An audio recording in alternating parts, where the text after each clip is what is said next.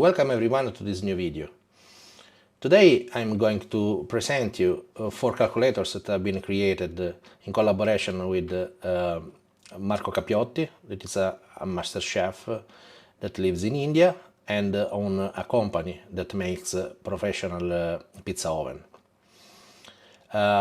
We started our collaboration with Marco thanks to Facebook. He was asking information about a calculator with specific characteristics, and we realized that practically that calculator was not present in the market. I'm switching to my website, so this is the URL of my website. You will find in the description. As first thing, I'm going to zoom a bit on the page. The page, as you can notice, is in English, but if there are Italians, they can switch to the Italian section. Now, if we look at the section of calculators, you will find the first 4 calculators are the one that I'm talking about, and you can identify them because there is the word manual in front of them. So manual, in my case, means the users will manually insert the values. So when you open the calculator, it will be empty. There will be no values. Manual you can consider advanced, you can consider pro, as you wish. But this word is used only for those calculators. Now I'm going to cover the calculator in 4 separated videos. And today we are focusing on the first one.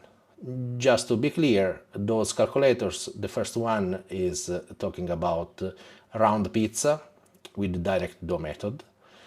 The second one it is round pizza ingredients with indirect dough method. Then there is the calculator for the pan pizza or focaccia with direct dough, and the other one with indirect dough. So today we click on the first link.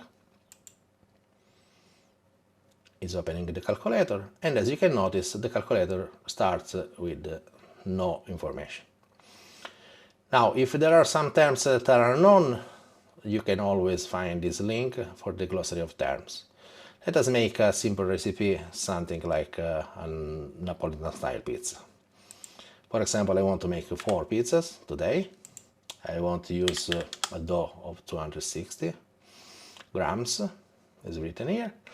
The percentage of waste, it is something that I introduced in my calculators, because I noted that when you make the staglio, when you make the bowl, sometimes you end up that the last one is a bit smaller because you had some waste, I don't know, in the container or maybe in the mixer, and I don't want to end up with this problem, so usually I put 1% here. And then hydration, let us say that we are using 67%.